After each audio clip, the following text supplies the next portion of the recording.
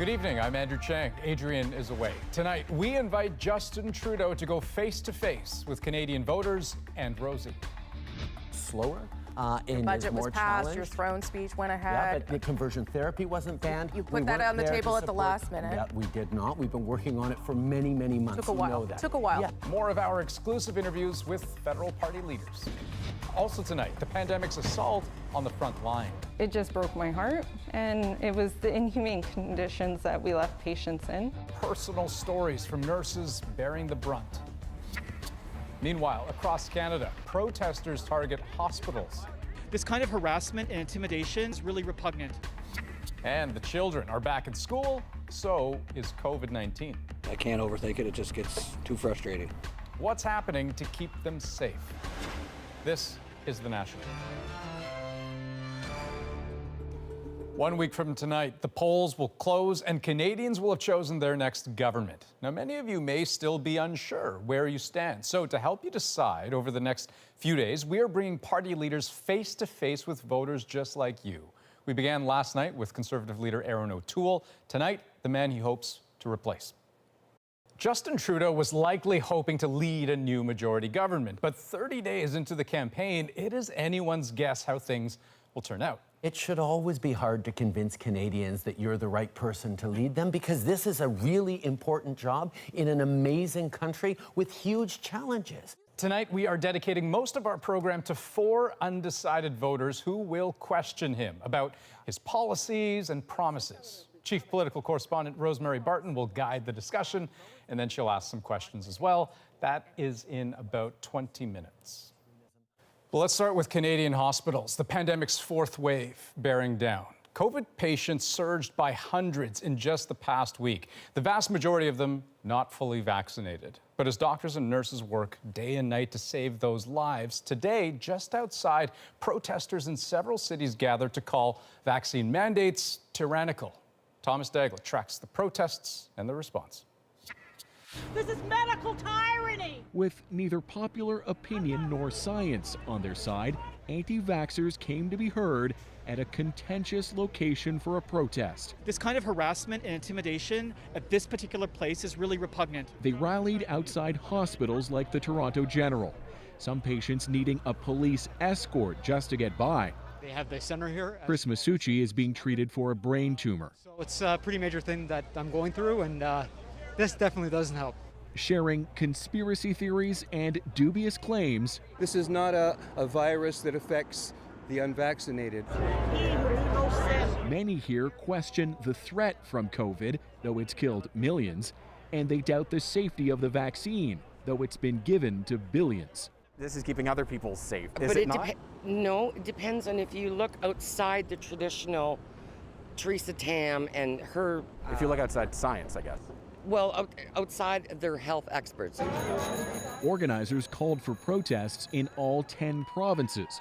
A small crowd responded in Winnipeg, though in places like Montreal and Halifax, only a few dozen turned up. A reminder, these demonstrators don't speak for most in this country. It is definitely the minority position in Canada. It's about 10% of the population that is historically anti-vaccination. Protesters targeted Edmonton's Royal Alexandra Hospital, with Alberta's premier calling their actions appalling and outrageous. In Ontario, a nurse started this petition, calling on the government to create protest-free safe zones around hospitals. More than 10,000 have signed. It's just appalling and very disheartening to think of my coworkers and colleagues and also patients and their families having to, endure that. Okay, so Thomas, on the campaign trail, it seems there's broad agreement. These protesters shouldn't be targeting hospitals. Yeah, the Liberal, Conservative, and NDP leaders on the campaign trail today, Andrew, all made a point to tell the protesters to stop targeting healthcare workers, calling it intimidation or harassment. Now, I should mention, some of the protesters I spoke to here today outside Toronto General Hospital, they voiced support for the People's Party of Canada. Now, while they were out here demonstrating, the party's leader, Maxime Bernier, was tweeting, comparing vaccine passports in Canada to mass surveillance in China. Andrew. Okay, Thomas Daigle, thank you. You're welcome. Now, inside hospitals, the tyranny comes from the virus itself. Nurses are bracing for another fall and winter of incredible strain and impossible choices. Vicadopia shows us the toll it has already taken and what that means for patients. There's been no rest for Aram Chagala, an emergency department nurse in Toronto, not even for the death of her father from COVID-19. Only the same recurring questions. When is this going to end? When is this going to stop? When are we going to return to our normal pre-COVID days? Many of her colleagues have had it. They've either transferred or quit. So I don't think that this is a surprise anymore.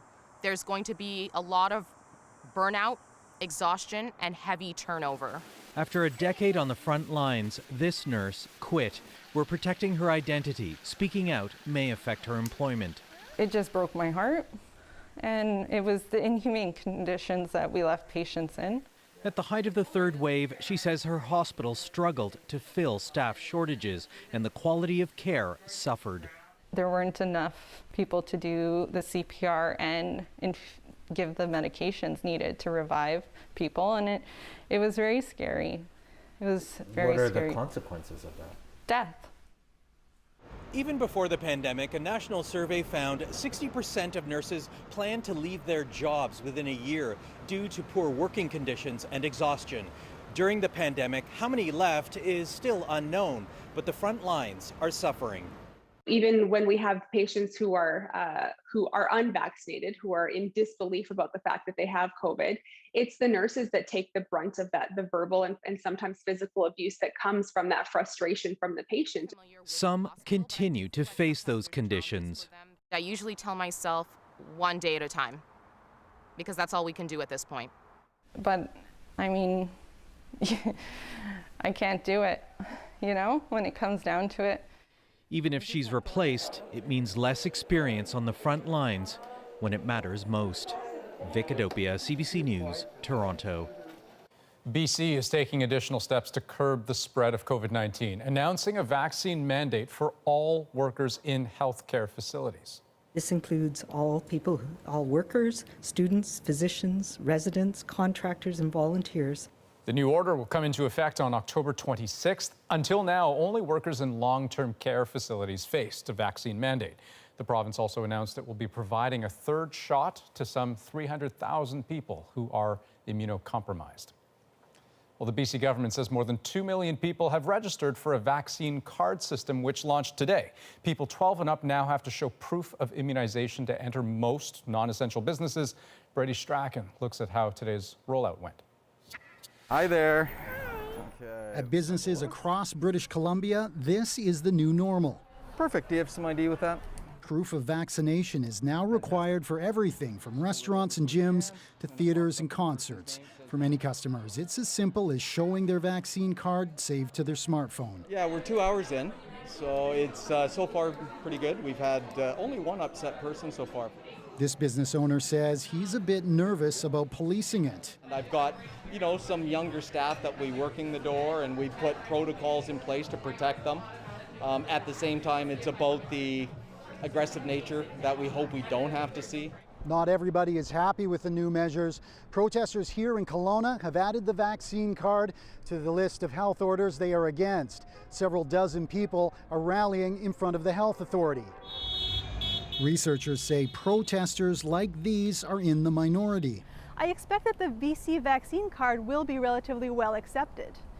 This is because it is voluntary, privacy sensitive, temporary, and this type of program is generally well accepted by the public. Some businesses have vowed not to enforce the vaccine card, something that could net them up to $10,000 in fines. The RCMP says officers will respond to any disturbance, including reports of people against the vaccine card planning to call in fake orders at restaurants. These are not tolerable. The public test of tolerance for this at this point is very low. We need to get this pandemic behind us.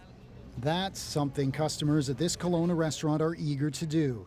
We have to do something, and I don't know if this is the right thing to do or not for everybody, but I feel like we're moving in a positive direction, I guess. They hope the vaccine card is one way to achieve that. Brady Strachan, CBC News, Kelowna, British Columbia. And let's look now at the COVID news in other parts of the country. We've never had a complete shutdown of services. This is the first time we've ever had a complete shutdown. This is the worst we've ever seen. Officials in Edmonton postponed all day surgeries in the city today. Intensive care units across Alberta have a record-breaking 198 COVID patients. The province confirmed 4,740 new COVID cases over the past 3 days. Saskatchewan reported 449 new cases today. That is a new daily record for COVID. The number of hospitalized COVID patients also rose, topping 200 for the first time. A new emergency order will redeploy staff for the surging hospital cases, and new plans are also underway to increase Saskatchewan's ICU capacity. While we are able to address the current level of hospitalizations, we do not want to wait until we reach a critical state to introduce changes. And 122 new COVID cases over the weekend has New Brunswick's premier considering reintroducing some pandemic measures. Blaine Higgs says Cabinet will meet tonight to discuss the possible changes, which could include a proof of vaccination program for the province. Well, it hasn't taken long for schools across the country to feel the fourth wave. Cases and exposures to the virus are on the rise, sending students home and in some cases shutting down schools. But as Kayla Hounsell explains, the responses to the outbreaks are different almost everywhere you go.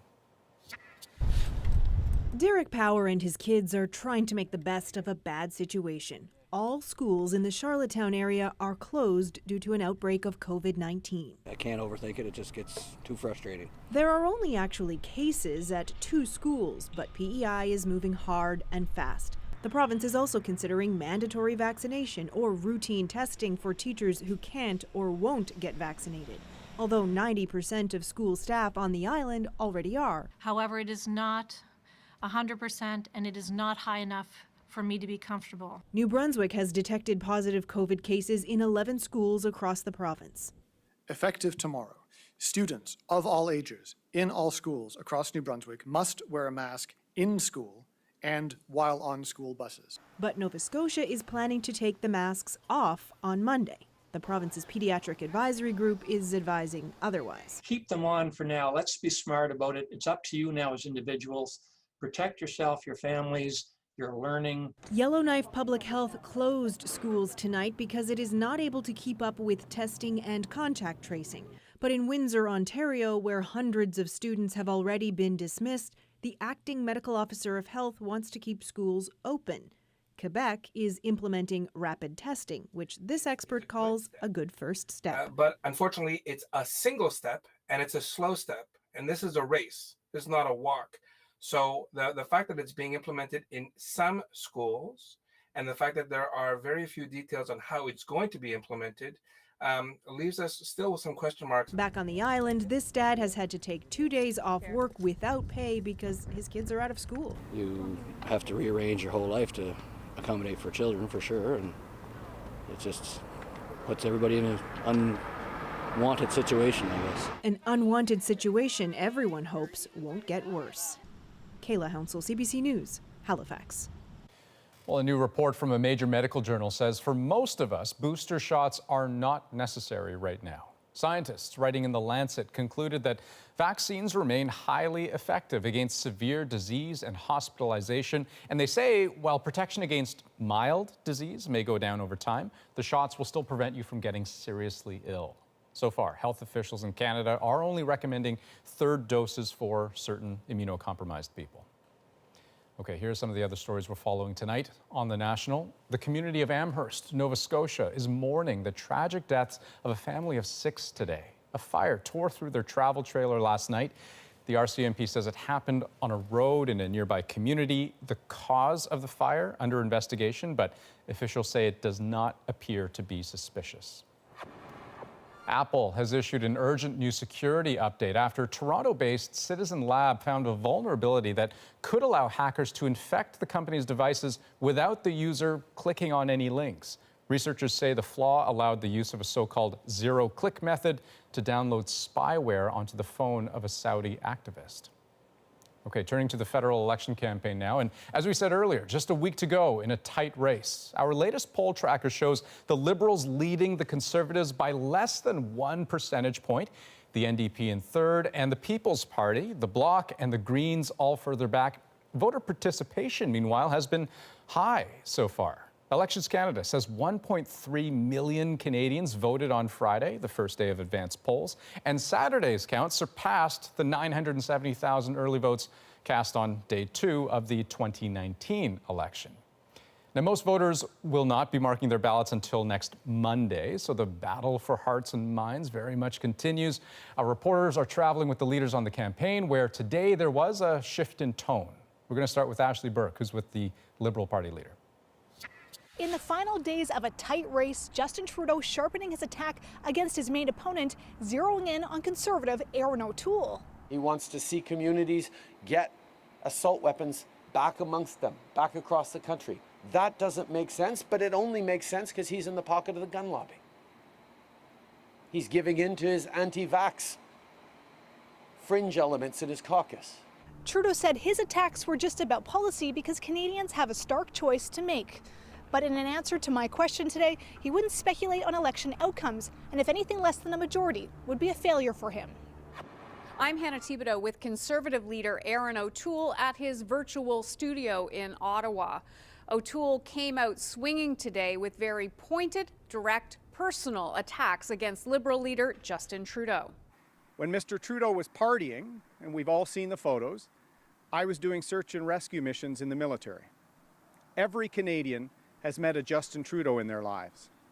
Privileged, entitled, and always looking out for number one. He was looking out for number one when he called this expensive and unnecessary election in the middle of a pandemic. Expect to hear a lot more negative campaigning this week. The Liberals got a slight bump up over the weekend, but the sharper tone is also an attempt to shore up a base that may be considering wandering to the People's Party of Canada. I'm David Thurton with the NDP in Niskandiga, a small First Nations community in Northern Ontario that has come to symbolize a promise unfulfilled, the Liberal government's failure to end all long-term boil water advisories in communities like this. This community has been under one since 1995. We are in the 21st century with incredible technology. What is it then that has meant that Mr. Trudeau promised in 2015 to make sure every community had clean drinking water, and then it hadn't happened? I don't buy for a second that is anything other than the political will. Sing's platform promises nearly $3 billion to close the gap on First Nations communities like this. But beyond more money, Singh didn't really specify how we would solve things like the lack of training or equipment breakdowns, other issues preventing clean water from getting to communities. Now, today marks the 15th anniversary of the Dawson College shooting in Montreal. In 2006, a gunman killed an 18-year-old woman and injured 16 others using a weapon legally obtained at the time. In a question about Conservative Party gun policy on our face-to-face segment last night, Arsenault Toole said the weapon had been obtained illegally. Today, he clarified, saying he meant it had been unlawfully transported and stored. Now, the Beretta CX-4 Storm has been prohibited since then, and today O'Toole was asked whether a Conservative government would keep that ban in place. Well, I've said we're going to keep the restrictions that are in place, focus on public safety and security while we take the politics out of the classification discussion. The party has said there will be a public review of the firearms classification system. Okay, now we're going to hand things over to Rosie with tonight's installment of a special television event we are bringing you this week on The National. Liberal leader Justin Trudeau is going face-to-face with undecided voters. We're bringing them together virtually so they can put their questions directly to the Liberal leader. How am I going to be able to afford a home? What would you do to address the growing income inequity in this country? How can you make me and others like me feel safe? I asked you, do you understand that people may feel frustrated with the fact that we're in an election campaign? Face-to-face with Justin Trudeau, that's next on The National.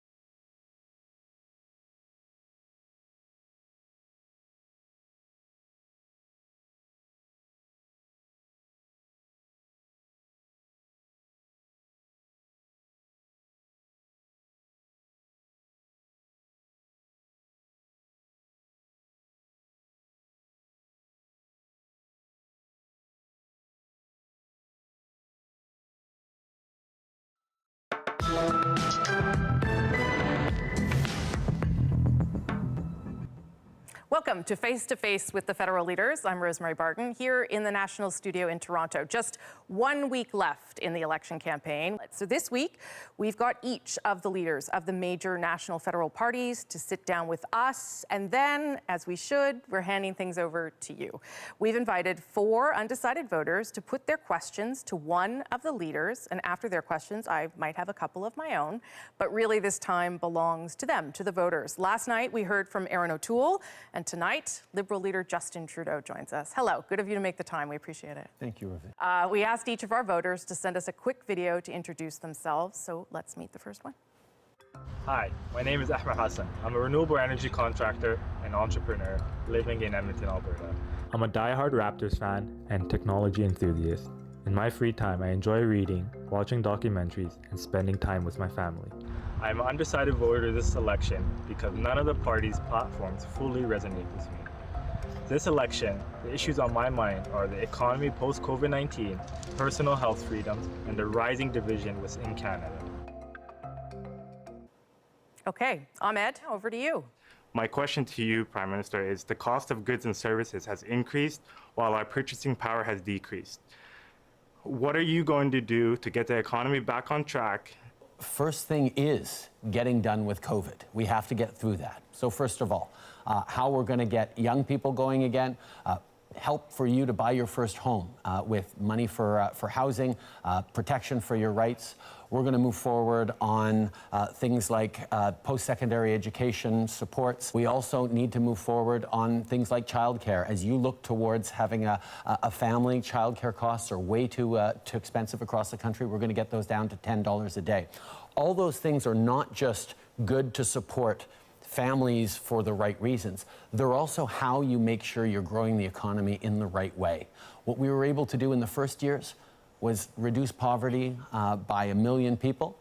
While at the same time, we created 1 million jobs. It's doing those two things together, of supporting people and creating growth opportunities, that is the way we're going to get through COVID and beyond.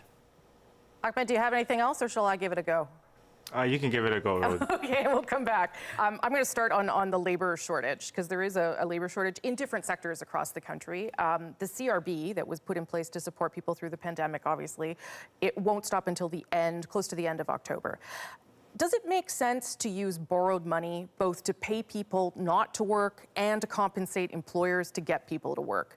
At what point do you say enough? We're already replacing the CRB with a hiring benefit, which actually is money for employers to either top up the pay they're offering people or hire on new people, because we need to get that going. You mentioned the labor shortage. Yeah. We had a labor shortage in many parts of the country going into the pandemic. That's that's obviously the pandemic made it worse. Mm-hmm. But a lot of people also took time in the pandemic to rethink what it is they wanted to do. The CERB has actually gone down to $300 a week from $500, so that's not even minimum wage at full time. We have to continue to support people who need it, because, like, I made a promise to everyone that we were going to have your backs as long as we needed to. On stimulus, you've now promised increased spending, $78 billion over 5 years. What would you say to Canadians about why you still need to spend that kind of money? It's not about spending that amount of money. It's about what you invested in. The $30 billion we're putting forward for $10 a day childcare will make a huge difference right across the country, not just to families, but to employers and businesses. And we decided we were going to help people as much as was necessary, generously, not because it was just a nice thing to do. It's because our economy bounces back faster when we do that. That's what the international organizations all said, and that's what we've shown. We're back to 95% of all the jobs lost during the pandemic, whereas the US is only back at 76% of recovery of those jobs. Ahmed, do you have anything else there? I'm just wondering about, what is your government going to exactly do to curb inflation? Listen, we are very concerned about inflation, and that's why we're putting in $4 billion into making sure we're building more homes through working with municipalities. We're giving you extra supports, tens of thousands of dollars that you can put towards a down payment on top of things that we've already done over the past years. We're going to head to our next voter now. Take a look at this. Hi there, my name is Dodie Ferguson, and I'm an undecided voter. I live here in Regina, Saskatchewan. I'm a wife, I'm a mother, I'm a sister, I'm an aunt, I'm a granddaughter, but more importantly, I am grandmother to 2 adorable grandchildren. I come from a farming and ranching family from the Cowes First Nation here in Treaty 4 territory. I feel very strongly about a strong, stable future for my children and my grandchildren. I am also very passionate about helping Canadians understand this concept of reconciliation to help them along their journey and hopefully help them right relations with us as Indigenous people so we can have a mutually respectful and beneficial relationship together. I am undecided because I find that a lot of the party platforms in this election and the leaders are tending to miss the mark when it comes to concerns and issues that we as Indigenous people face in this country. Okay, Dodie. Hi there, Mr. Trudeau. A lot of the young Indigenous workers have been encouraged to, and Indigenous families are employed in the oil, gas, and mining industries in this province. What can you tell me that would encourage me to vote Liberal this time around, taking into consideration the future for my children and my grandchildren as Indigenous workers in Canada? Oh, thank you, Dodie, for your question. And it's about partnerships. It's about understanding that Canada is a country of natural resources, and that'll always be a big part of our economy.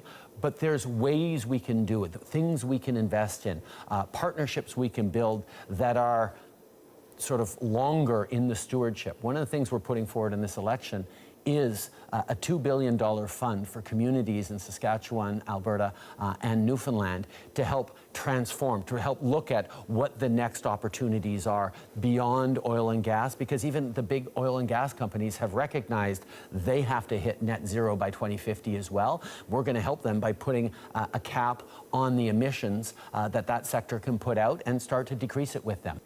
Anything else, Dodie? I guess I'm still back to my question. How does this make this an enticement for us to vote for you? Well, the work that we've done with Indigenous communities across the country on economic reconciliation, on investing in entrepreneurship programs, in training programs, working with unions to bring in and mandate bringing in higher proportions of young Indigenous kids into those programs so they can get the Red Seal certifications, working in communities to have tens of thousands of kids across the country in Indigenous communities start in new schools. So those are concrete things we've done together. Okay, Dodie, I have a couple questions on reconciliation, if that's okay. In 2015, you promised to eliminate all boil water advisories in Indigenous communities. I wonder, and now just recently, of course, you said we're not going to meet that deadline. I wonder if it was a mistake to create that expectation, to suggest that it could take that amount of time. This is an issue that has been the reality for far too many Indigenous communities for decades in this country. So I said, you know what? We're going to make a big, bold moonshot, and we're going to do it. And when Except you didn't do it. Well, we lifted 109 of the 105 that were originally in place, and we now have a plan and projects and money for all of them. On unmarked graves, you talked really tough to the Catholic Church over the course of the summer.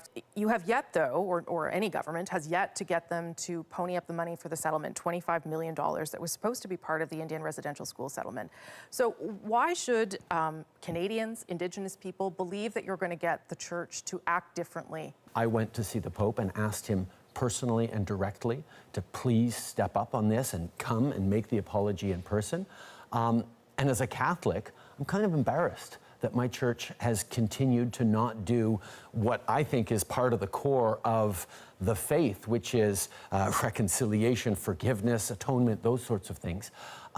So I'm going to keep pushing. But the decision that you made to appoint a special interlocutor to be sort of the person that goes between communities and the government and supposedly the church, could that person also have the ability to find and seek justice for some of these acts that are criminal acts? Is that part of the mandate? Yes, that is part of the mandate, to look at the legal framework, look at the legal tools that we have. Okay. Thank you, Dodie. Appreciate your questions. When we come back, more face-to-face with Justin Trudeau. Stay with us. What would you do to address the growing income inequity in this country? What do you, as a leader, plan to do to ensure that Canadians from all walks of life feel safe and protected?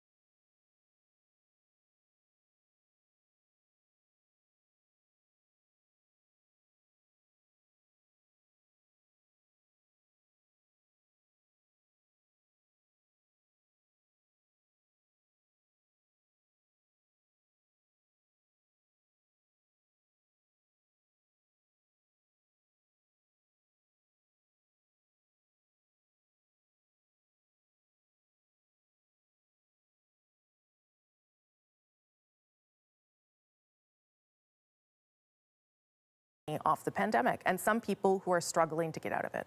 What do you do? Obviously, my decision, our decision, was to help people more. And yes, the people who were able to save during the pandemic are now able to respend in the economy, and it's not money that is lost. The other thing we're doing is we're actually asking the biggest, most profitable banks and insurance companies to pay significantly more so that we can help people like Ty buy a new home, so we can move forward on recognizing the sacrifices that small businesses and others made. Okay, because one of the things you are promising is childcare. The Conservatives are obviously taking a different approach. They're saying we're going to give a tax credit. It's going to help mostly lower income Canadians, is their claim, and people can make choices based on the money that they have and how they want to use it for their children. You obviously want to lower fees in a broad way across the board and create some spaces. Why not do more to help the families with the cost? Because that is going to take a bit of time to get to your $10 a day. Actually, the childcare costs will be cut in half over the next year. Yes. So it'll make an immediate difference worth thousands of dollars for families. We need to build 250,000 new spaces across the country. A tax break won't do that, won't create a single space. But why can't provinces do that? Why do you have to get involved in that plan? That's a really good question, because 25 years ago, Quebec did that. Mm-hmm. They created $10 a day childcare down to $8.50 now, and we saw participation in the workforce by women and growth rates skyrocket because of it. But even with that, none of the other provinces wanted to do it. BC started making promises around it, and we said, you know what? This matters so much to Canadian families, it matters so much to our economy, that we're going to foot the bill for it. So that $30 billion we're putting forward that Mr. O'Toole is cutting to use somewhere else, that's actually going to create spaces, going to save families $10,000 in some places a year, and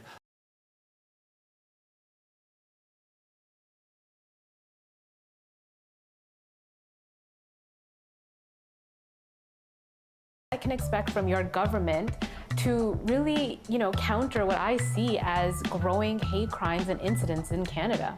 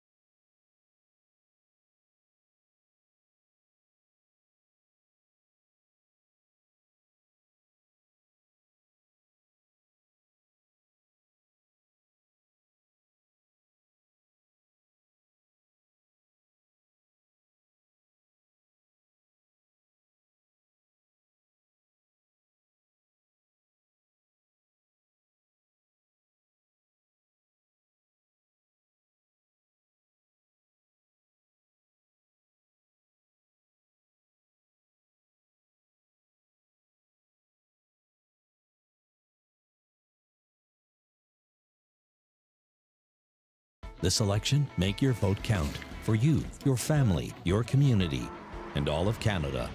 The health of our country, how the economy is handled, and what it means for every Canadian. Your vote counts. Your vote matters. Because this election is about you. CBC News is here to listen to what matters to you, answer your questions, and provide you with the tools you need to make an informed decision. Informed by you, Canada Votes 2021.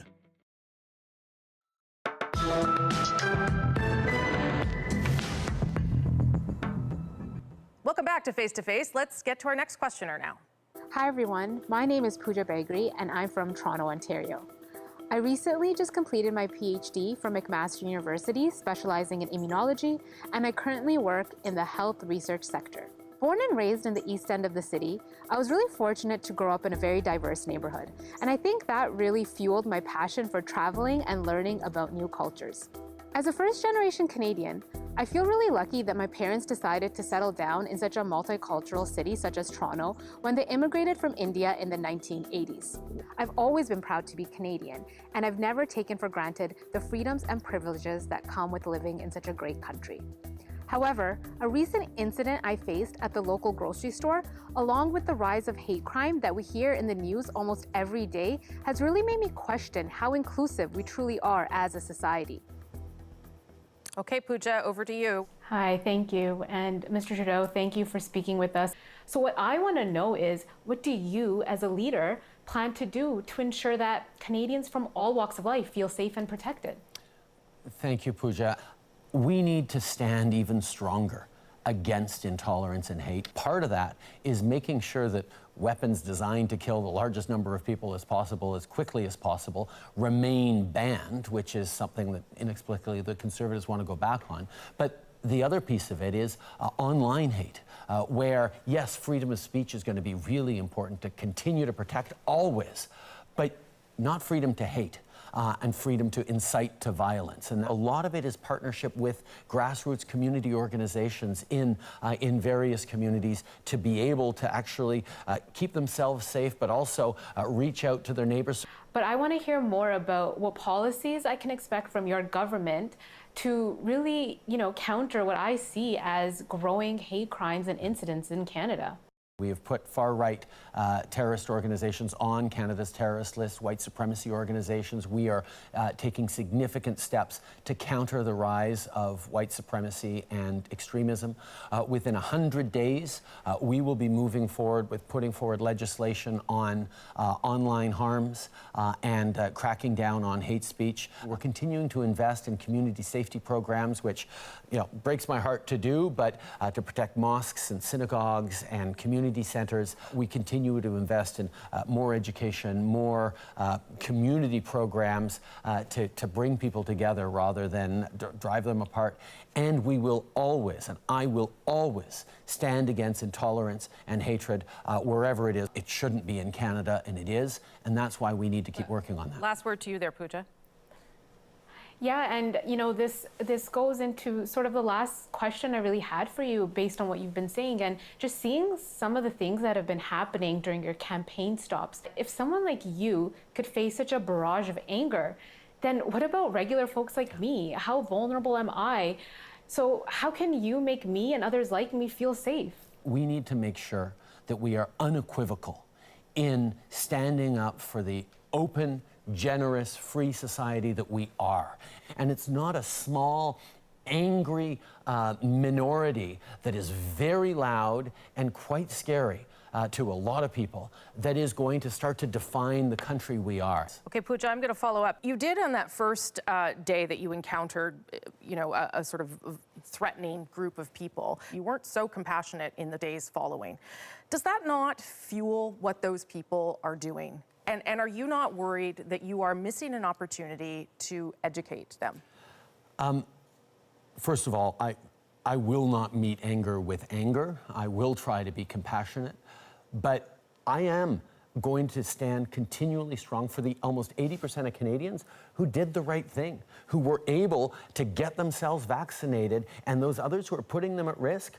I have less and less patience for... I get that, but I wonder if your decreasing patience with them is not pushing them further away from where you want to get them. You want these people to get vaccinated. There right? are folks who are coming out to scream profanities at healthcare workers are not going to be convinced by a well-meaning advertising campaign. But a lot of people who still haven't gotten vaccinated are hesitant for personal reasons, for language reasons, for cultural reasons. That's a different and thing. we are reaching out to them, and we are encouraging them to say, well, look, if you want to go on vacation, even if you're not sure about it, even if you're scared of it, you're going to need to get a shot, so please get a shot. But are there some people you have to give up on? Some people, it's just not going to happen. There's no convincing them. Some people you need to protect other Canadians from. And that's what I am unequivocal about doing. And quite frankly, what any leader who can't even get his candidates vaccinated is not doing. Time for a quick break, but up next, we're a week away from voting day when this airs. A lot of people are still very confused about what the heck is happening, why the heck you did this in the first place. Do you understand why they might feel that way? That they thought the country was just plugging along and they didn't really want to have an election.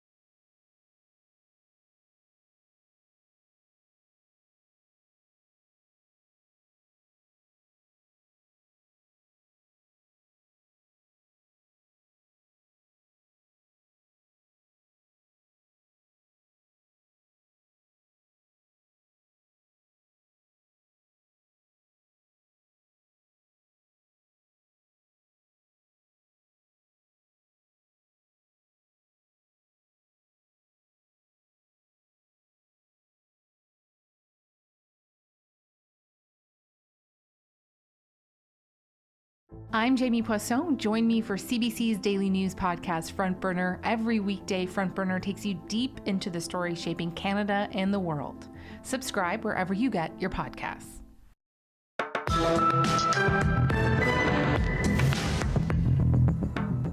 We're a week away from voting day when this airs. A lot of people are still very confused about what the heck is happening. They didn't really want to have an election. Yes, but people also know that getting back to normal depends on the decisions that governments take. And those decisions don't get taken 2 years from now. You could have done it in 6 months. There was nothing pressing, was there? Climate change is pressing. Ending this pandemic is pressing. And that means vaccine mandates now, not 6 months from now. Okay. People deserve to be able to choose. So if you were going to, if we come back, it's a minority Liberal government, you're going to be okay with that? Canadians deserve to have their say. 2 more questions. One of them is about climate change. Our emissions aren't dropping yet. Why are you so confident, though, that you can raise the targets again, given that it did take probably too long to get to where we're going to be? Our plan we announced last December gets us to 36%. We need to get to 40, 45, and beyond. We need to get to net zero. What we're proposing in this election, a cap on oil and gas sector emissions that will start decreasing, moving aggressively on zero-emission vehicles, moving aggressively on getting a net zero electricity grid, moving aggressively on protecting more of our land and oceans than we ever have before. We are able to do it. Why not just try to govern for 2 more years? Because you know that you have a plan. Well, everything we are doing in a minority government goes slower. Your budget was passed, your throne speech went ahead. Yeah, but the conversion therapy wasn't banned. You put that on the table at the last minute. That we did not. We've been working on it for many, many months. Took a while. You know that. Took a while. Yes. You said that over the years you end up carrying a number of things. You've had 3 ethics investigations. One of them concluded that there was a breach. 2 others did not. Is the baggage from being around for a while, being the Prime Minister, starting to get in the way of Canadians trusting you and wanting to give you another chance? Because you know you've got the baggage, you've admitted it. Of course. I have, you know, the scars to prove it on the big things that we fought for, on the things that we've done. Well, some of the mistakes that you've made too. And the things that we haven't done. Yes, Absolutely. but the things that you have made mistakes on. For sure. Yeah. For sure. You can't govern in a way that you're not going to, you know, wish that you could have done things differently or things could have gone differently. It should always be hard to convince Canadians that you're the right person to lead them, because this is a really important job in an amazing country with huge challenges. Okay, we'll leave it there. Thank you all, the voters, super great undecided voters with fantastic questions. Thank you for those. Thank you to our Zoom audience for dialing in and listening along. That's this special edition of The National. You can see the full conversation on CBC Gems, cbcnews.ca, and again after your late local news on CBC television. Tomorrow night, it's face-to-face with the leader of the NDP, Jagmeet Singh. I'll see you then. Good night.